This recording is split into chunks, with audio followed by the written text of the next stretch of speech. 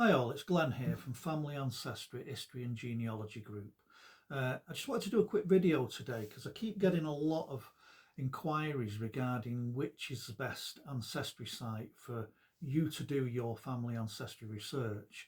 Now, it's quite a difficult question to ask because obviously there is quite a lot of sites there that offer free services. There is obviously the three main sites that do subscription services, which again, like I said, it depends on really what you're looking for when you do your research.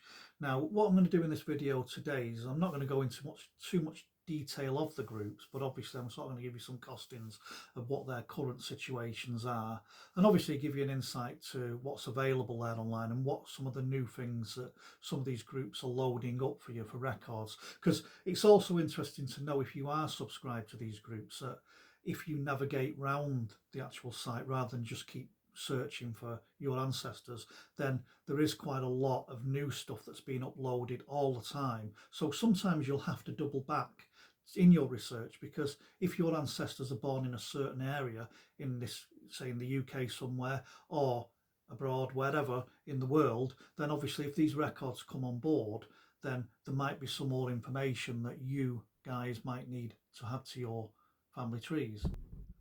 Now, the three main sites that are available online are Find My Past, Ancestry and My Heritage. Now, there is other free sites on there, but again, obviously, depending on what they do, they could actually give you free information up to a certain amount, but then also start to do a subscription as you go more in depth into records. But My Heritage is not really a monthly subscription site, it's more an annual site. But one thing I found with My Heritage is obviously it's the largest American, Canadian, that side of the world, should I say, ancestral sites, and probably got the most records regarding access over there. But again, as I said, we'll do another video as soon as possible regarding these sites and what they have to offer and what's the pitfalls and what's the good points on them. But obviously, as we move forward with these sites, it'll give you sort of a bit of an insight with what the costings are.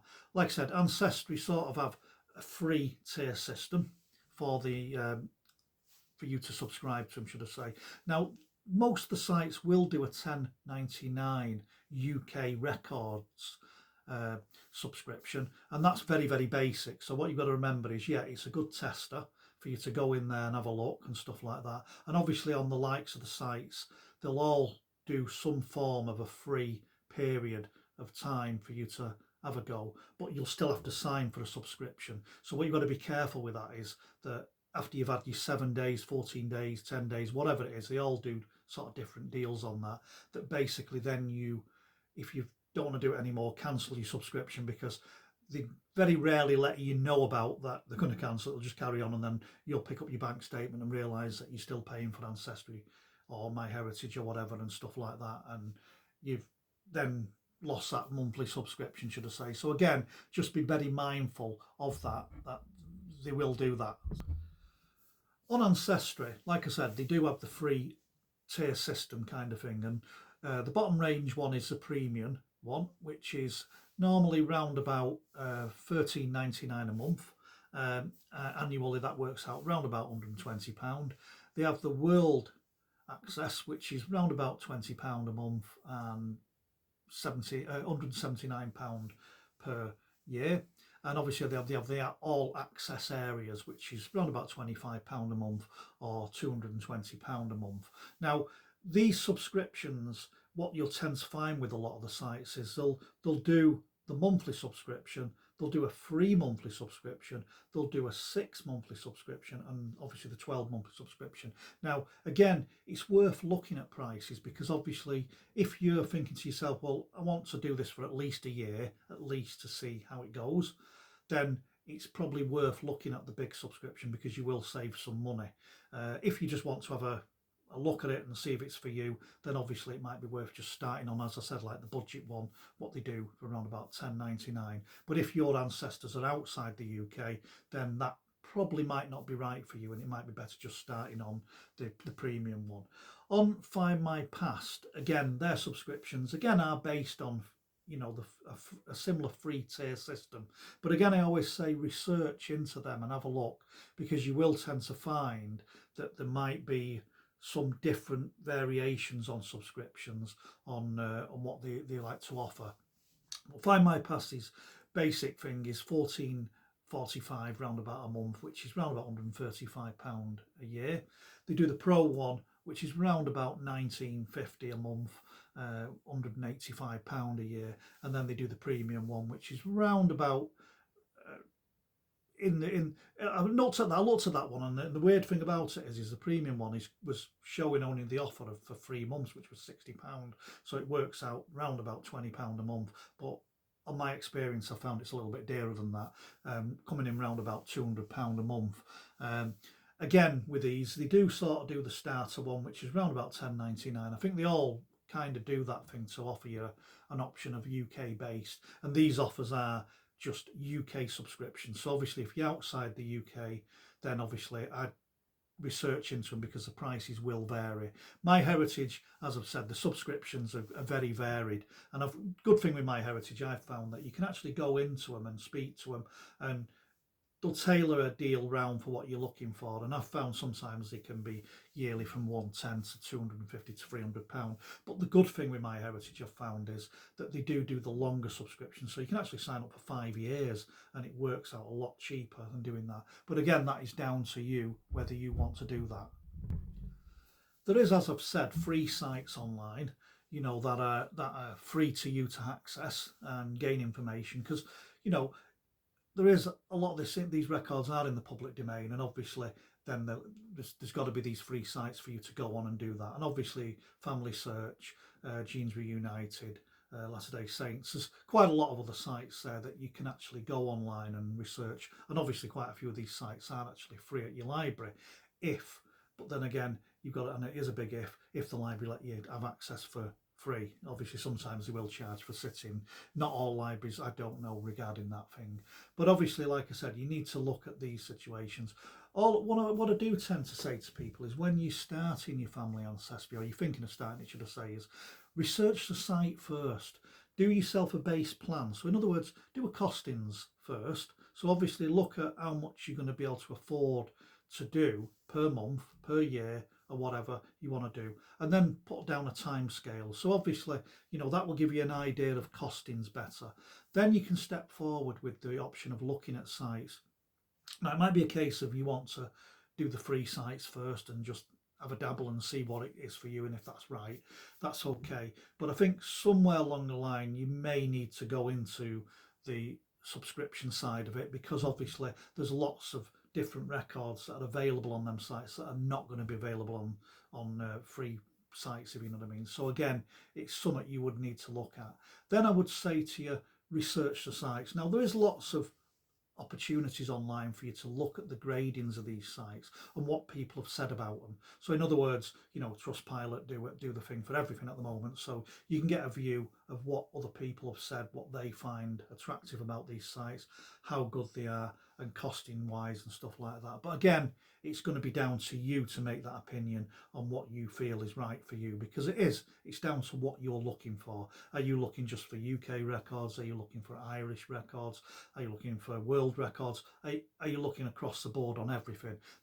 So I always say, research the sites first. There's plenty of sites online where you can go online and research them, but again, you can go into the sites yourself and actually have a look at what they offer and what the costings are, and before you jump in 2 feet first, should I say, because obviously Ancestry, as we know, can be quite costly. Now, one thing you want to remember is that, as much as these sites have to pay people to transcript and transcribe these things online for you to access them, should I say, they are businesses, so obviously they've got to make money, and obviously me as a professional genealogist, you as a genealogist, or a novice just starting out, they've got to make money out of us, and that's what it's all about. They're a company, they're a business. So I always say be careful, because, as much as the sites are not doing anything wrong by doing it, but they like to make it sound so easy. You know, you'll all have not seen the advertisements online that turn around and say, you know, I tapped in a name and I found my great-great-grandfather and I found this and I found that. Yeah, that's perfectly legitimate for you to do that. But the problem being is sometimes it's not that easy and it's not that straightforward. So just be careful that you're not sort of suckered into the old thing that it's so easy. We give you free 14 days and you're going to complete your genealogy. And they don't say that, but I'm just saying, you know, some people can be sort of misguided that they think it's going to be that easy and it's going to be free and then very limited cost. Bearing in mind, I've spoke to people and that do this and they'll sort of turn around and say that I've been doing this for a long time now and it's been 2-3 years or whatever, and I've spent thousands of pounds joining these sites and doing that, and I'm still not where I need to be or feeling comfortable that the information I've got is correct. And that's the hardest thing, and that's where we come in, sort of professional genealogists or people that do this for a living and research your family ancestry for you on your behalf, is that, you know, we can break down them brick walls, we can make sure that you're going down the right avenue. But again, like I said, it's not anyone can do family ancestry research. It doesn't mean you have to be professionally qualified. It doesn't mean you have to work for a major company or anything like that. You know, it's all about time and obviously it's about money, and that's what it's the two main avenues. So I always say make sure you research the family site you're looking at going on. Make sure you do yourself a base plan. And one good thing to always remember is before you go onto these sites, do your initial research first. So, you know, go and speak to, if you're lucky enough to have parents, grandparents, aunties, uncles, brothers, sisters who are of a certain age, then get the information off them what you know first and start to produce a family tree before you go to put this information on. So then you give yourself a bit of a leg up first before you start running that clock down on maybe the free cycle you've got, or maybe you've the first full month's payment. But also just be careful of vouchers. There's a lot of companies online that actually say, oh, if you sign up there you'll get a 20% discount here and 20% discount off this site. Sometimes they're just after your information so they can mail you junk or whatever. I've seen quite a few like that. So again, like I said, just be very careful that what information you're reading on. I just wanted also to cover one other aspect, is when we say about new records being uploaded, the sites, sometimes records that are not available, you know, certain dioceses are out the country and certain parish records and stuff like that are not all online. So, you know, some are in so much poor state that they'll never be online. Some have been lost a long time ago, but there is records that at this moment in time are still being uploaded. And I just took off today for the video just some, I'm not going to go through them all because there's quite a lot, because just Ancestry alone last month put on 177,000 records for you to sort of now start pushing forward with your information. And I'll go through some of the ones that they've sort of uploaded now for you. If you're a member, then obviously you can start accessing these now. If you're looking at becoming a member, some of these records are worth looking at what extra they've got in there. Now, on Ancestry, they've uploaded Global Find a Grave indexes, which is burial at seas and selected burial locations from 1300 onwards.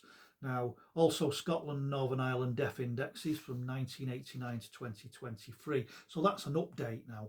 So obviously now we've got some more burial death indexes things on there as well. And that's the same for the England and Wales death index 89 to 2023. Also, you get other information that might help you research. So one of the things I noticed on here, you've got UK Royal Mail pensions and gratuity records and stuff like that from 1860 to 1970. There's loads of others down there. Somerset wills and probates has been updated. Aberdeenshire, Scotland poor law application registers from 1644 to 1913 has now been uploaded. UK Commonwealth law examination records, just to name a few. UK British Army World War I service records 1914 to 1920 have been updated.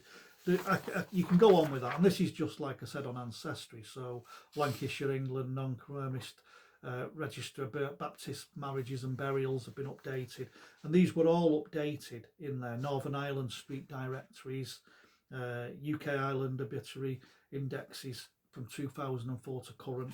So again, as I said to you, it's always worth looking, even if you're not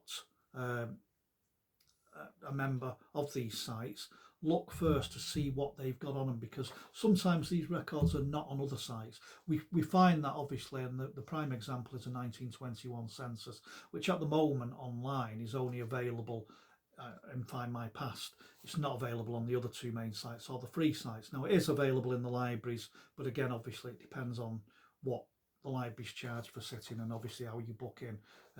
The good thing with the 1921 census at the moment is it's now available for you to actually access as part of your subscription. When it first came online, they were charging silly money for it as a separate thing. Then they went down the road of adding extra to your subscription. Now it's all included, so if you are a member, so again, if you're coming on to doing it and Find My Past is your choice because it has the records that you want, then obviously again that's a prime example to look at that. Just on Find My Past, again, obviously, you know, electoral registers, there's 32 million records online for them, but again they've updated them.